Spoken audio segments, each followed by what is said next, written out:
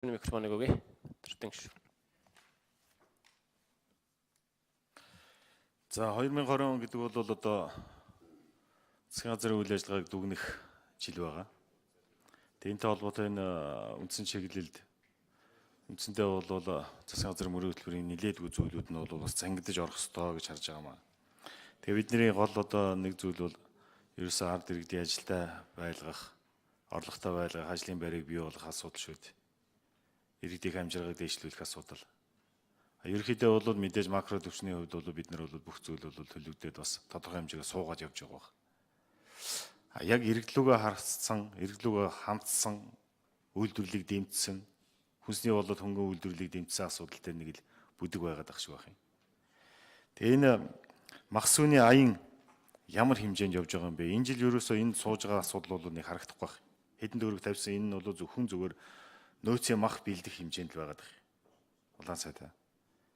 Тэгээ энэ мах сүний аян гэдэг чинь бол маш олон одоо малчтын за тэр тусмаа хөнгөн үйлдвэрлэл, сүүний үйлдвэрлэлийг дэмжих хүнсний аюулгүй байдал хангамжийг сайжруулах, хүнсний хангамжийг сайжруулах энэ дээр бол том алхам хийхээр бид нар энэ хөтөлбөрийг аян бол зохион байгуулсан шүү. Тэгээ энэ чинь ямар төвшөнд явж байгаа энэ дээр яагаад энэ бага мөнгө сууж байгаа юм бол да. Би буруу ойлгоод байна. Хоёрдугаар хөнгөн үйлдвэр, хүнсний үйлдвэрлэлийг дэмжих тал дээр дээрэс нь экспортыг дэмжих. За импортыг орлох бүтээгдэхүүн үйлдвэрлэлийг дэмжих асуудал дээр ерөөсөө юм харагдахгүй байдаг. Эний чинь цаана нөгөө ажлын байр чинь харагдаад байгаа шүү дээ. Эний чинь цаана нөгөө жижиг дунд үйлдвэрлэл чинь байгаа шүү дээ. Тэгэхээр том бүхлээр нь л ярьж яваад байх юм бид нар ерөөсөө дандаа иргэдлүүг хандсан асуудлуудаа бид нар дандаа хайчаад байна шүү дээ. Жижиг дунд үйлдвэрлэл дээр бол одоо түрүүн нэг санал оруулах гэж байна. Нэг 100-аар тэрбум төгрөг бол болгоод ингээд нэмэгдүүлээд явъя гэж байгаа шүү дээ. Сая жижиг дунд үйлдвэрлэл дээр өчнөө асуудал үүссэн маш олон цам хэрэгцээ байна гэдгийг бид нэр хаан цайгүй харсан шүү дээ. Яагаад энийг нэмэгдүүлж болохгүй вэ? За ноолор хөтөлбөрийн асуудал орж иж явах шиг байна. Монгол улсын хувьд бол экспортын нэг том бүтээгдэхүүн бол ноолор. Дэлхийд дахинд бараг л 50% одоо дэлхийн нийт ноолорын 50%-ийг шахуу бид нар бол бэлдэж байгаа. Гэхдээ энийхээ дөнгөж 10-15 20 хүрэхтэй үгүй хувь нь бол Монголд үлдчихэж байгаа. Бусд нь гадагшаагаар явчихж байгаа. Тэгэхээр бид энийг ноолуур дээрээ экспорт гаргах, бүтээгдэхүүн боловсруулах, түүхийдээ дотооддоо авдаг энэ одоо тогтолцоо. Өөрөөр хэлбэл одоо дотооддоо бол энэ ноолуурын үйлдвэрүүдэд эргэлтийн нэг тийм тодорхой хэмжээний мөнгө бол зайлшгүй шаардлагатай байдаг. Ноолуур хөтөлбөр боловсруулсан, батлагдсан. Засгийн газрын хөтөлбөр болоод батлагдсан. Энэ хүрээнд том дэмжлэг хэрэгтэй.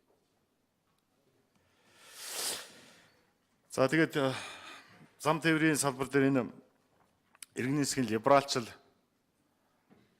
гэдэг маань одоо аял жуулчлалыг хөгжүүлэх том хаалга болж одоо бид нар яригдж байгаа шүү дээ. Аял жуулчлал гэдэг маань бас нөгөө ажлын байр бий болгох, орлого бий болгох том их усүр байж. Тэр нөгөө аял жуулчлалын энэ салбараа хөгжүүлэх, хаалгаа нээх, нислэгээ нэмэгдүүлэх, иргэний засгийн либералчлаа одоо цааш нь явуулах асуудал нь ямар хэмжээд явж байгаа юм бол их хамгаалалтын сайдаас бас асуулт асууж.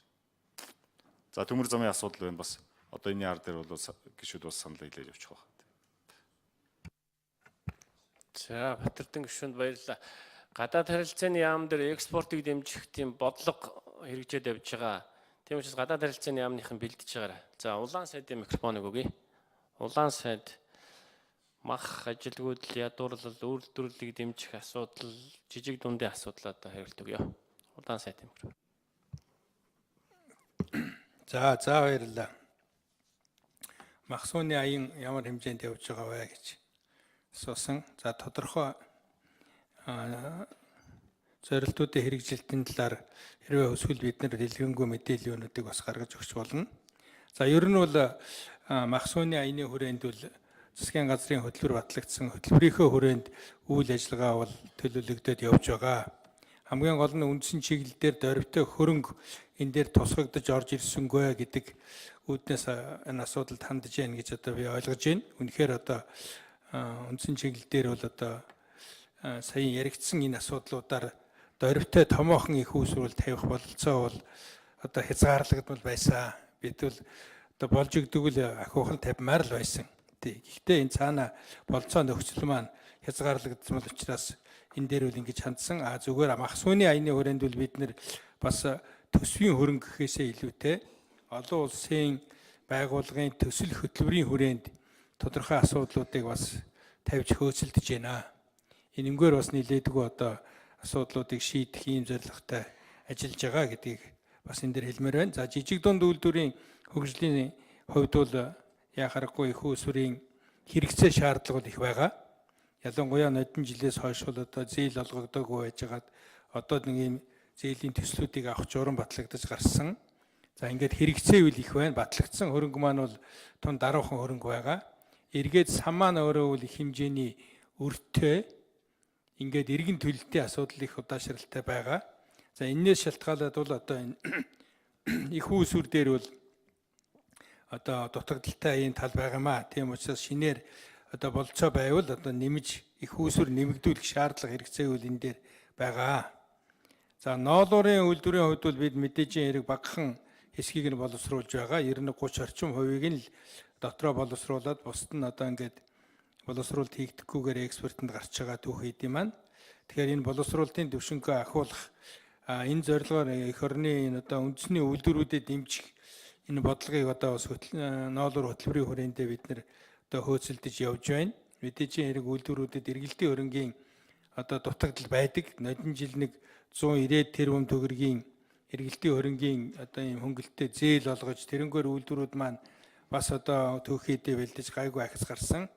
За энэ жилийн хувьд бол одоо 300 орчим тэрбум төгрөгийн одоо ийм эргэлтийн хөрөнгийн одоо зээл олгох ийм зарчмын шийдвэр бол хөгжлийн банкны төвзийн одоо хурлаас бол гарсан байгаа. Зүгээр яг одоо бодиттой олгогдож одоо эхлээгөө бас удаашрж хугацаа алдаж байгаа ийм дутагдлууд бас байна.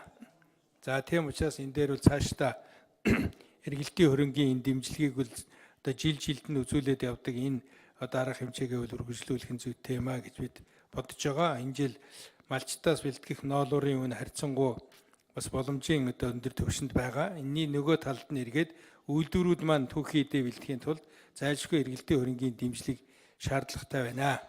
За тийм учраас энэ чиглэл дээр бол одоо анхааран зүгээр үндсэн чиглэл дээр бол одоо ноолуур бэлтгэлд бол бид нэр одоо их усрүүл тавиагүй байгаа. Энийг одоо банкны одоо энэ хөгжлийн банкны зээлээрээ явах нь зүйтэй юм а гэсэн ийм байр сууриас төсвүүдээр хөнгө тавьж орж ирээгүй юм а.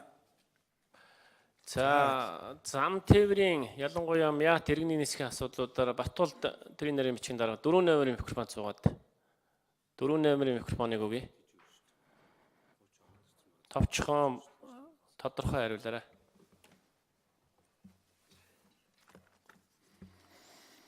За Батэрдэн гишүүний асуултанд хариулъя.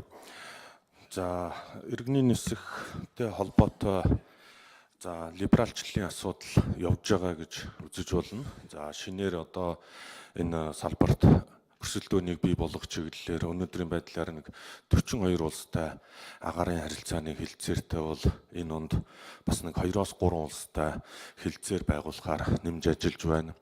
За гол одоо зорчигчийн хамгийн эрэлттэй үн өндөр гэж яригддаг Улаанбаатар бусааны чиглэлийн одоо бас үн 10-аас 22%-аар бас буураад явж байгаа ийм одоо нааштай үзүүлэлтүүд гарч байна. За мөн шинэ одоо томилгоонууд хийгдэж агаарын тээврийн шинэ шугамуд бас нэгдэж байгаа гэж хэлэх байна. За сайд асуултыг арай сонсч амжааг баг. Юу гадаад яамнаас асуултанд хариулах уу? Баяр сайхан дарга хариулт байна уу? 4 номерын микрофон дээр тэр экспортыг дэмжих бодлогын талаар товчхон хариул.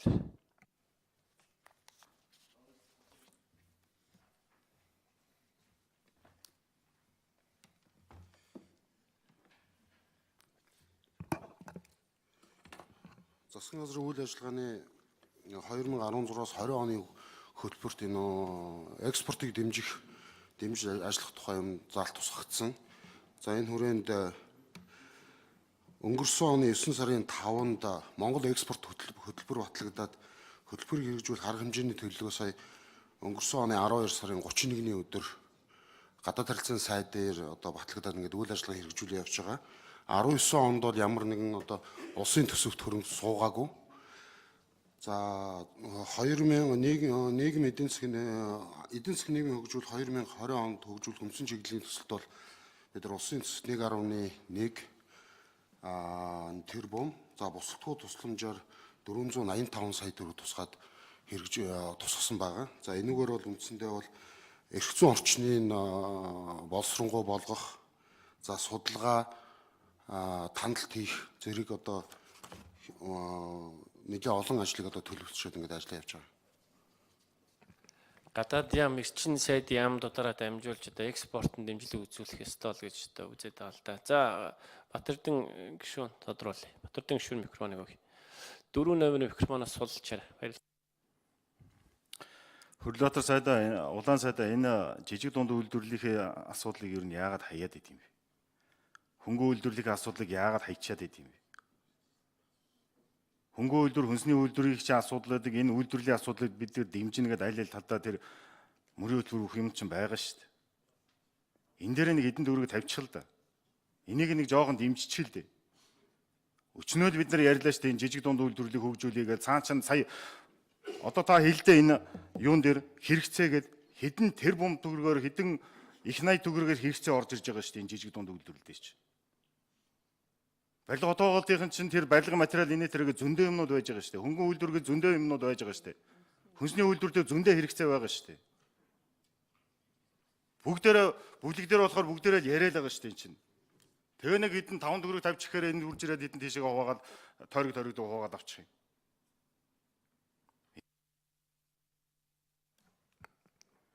За